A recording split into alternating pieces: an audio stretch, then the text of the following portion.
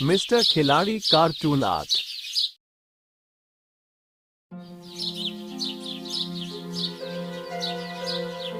एक बार की बात है, सुल्तानपुर नाम का एक गांव था।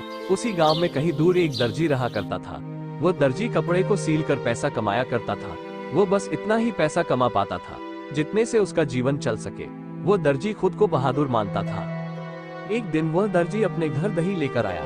उसने अपने दही को रख दिया। अभी काम करता हूँ, बाद में आराम से दही खाऊंगा।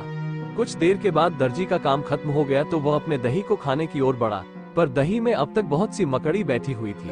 दर्जी को उन मकड़ी पर गुस्सा आ गया। दर्जी गुस्से से एक कपड़ा उठाया और कपड़े से मकड़ी को मारा। सभी मकड़ी मर गई। उसे खुशी हो रही थी कि उसने कैसे एक बार में 7 को मार गिराया। अब उसके मन में बैठ गया कि वह एक बहादुर है। वह अपने बारे में सभी को बताया करता था कि वह एक बार में 7 को मार सकता है। अरे भैया, आप लोगों को पता है, मैं एक बार में 7 लोगों को मार सकता हूँ। एक बार 7 शिकार। अभी मैंने कल ही एक बार में 7 को मारा है। अगले दिन गांव के लोग आपस में बात करते हुए, अरे भैया, वो जो नन्हे दर्जी है, सुना है उसने एक बार में 7 लोगों को मारा है। बहुत ताकतवर है वो। नन्हे को बस छोटा ही न समझो।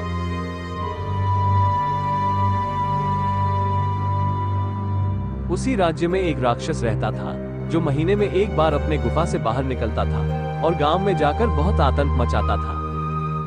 राक्षस गांव में जाकर लोगों के घरों को जला देता था, जिससे पूरा राज्य उस राक्षस से परेशान था।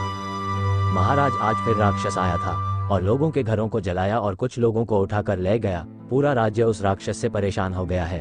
अब आप ही कुछ करिए। सेनापति, मैंने सुना है कि अपने राज्य में एक बहादुर दर्जी है जिसने एक साथ 7 लोगों को मारा है। क्या ये बात सच है? अगर ऐसा है तो उस बहादुर दर्जी को दरबार में पेश किया जाए।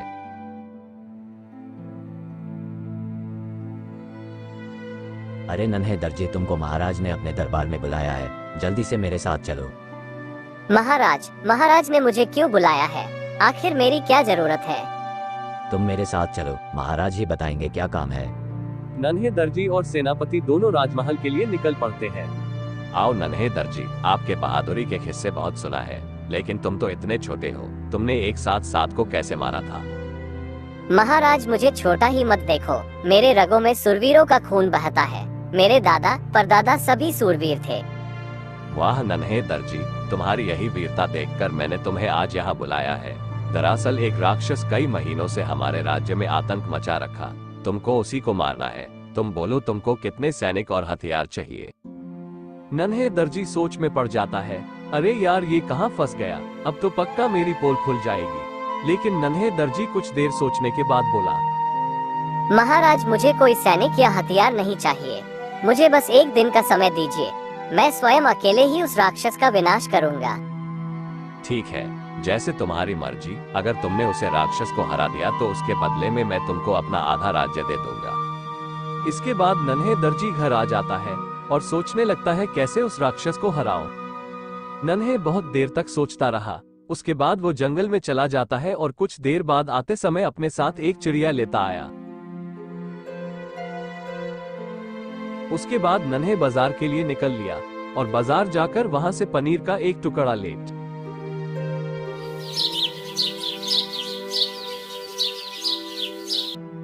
अगले दिन सुबह सुबह नन्हे दर्जी जंगल के रास्ते होते हुए राक्षस के गुफा के सामने जा पहुंचा। नन्हे वहां पहुंचकर राक्षस को आवाज लगाया, अरे वो दुष्ट राक्षस, बाहर निकल। मैं तुझे मारने के लिए आया हूँ। आज तो तेरा मरना तय है। इतना सुनते ही राक्षस अपनी गुफा से बाहर आ गया। तुच्छ इंसान, इतना सा तो तू है और मेरे को मारने यहाँ आ गया। आज तुझे तेरी मौत यहाँ खींच लाए। आज तो तुझे स्वयं भगवान भी नहीं बचा सकते हैं। तू क्या मारेगा मुझे? मैंने एक साथ 7 को मारा है। आज तुझे भी मारकर तेरे आतंक से इस गांव को मुक्ति कर दूंगा। इतना सुनते ही उस राक्षस को गुस्सा आ गया और वह राक्षस वहीं पर पड़े एक बहुत बड़े पत्थर को उठाकर बहुत दूर फेंक दिया।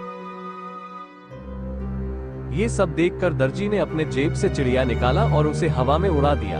ये कर राक्षस थोड़ा डर गया। अब राक्षस ने एक पत्थर उठाया और दोनों हाथों से दबाकर उससे पानी निकाल दिया। ये सब देखकर दर्जी ने अपने जेब से पनीर का टुकड़ा निकाला और उसे दबाकर पानी निकाल दिया। राक्षस मन में सोचने लगा, अरे ये तो बहुत ताकतवर है। आज तो अपनी जान बचा लेना ही समझदारी होगी। हे मानव, मेरे को मत मारो, बदले में जो कहोगे वो करूंगा। ठीक है, मैं तुम्हें एक ही शर्त पर नहीं मारूंगा। अगर तुम इस राज्य से हमेशा के लिए चले जाओ तो मैं तुम्हारे प्राण नहीं लूंगा। इसके बाद राक्षस वहां से गायब हो जाता है और दोबारा उस राज्य में वापस नहीं आया।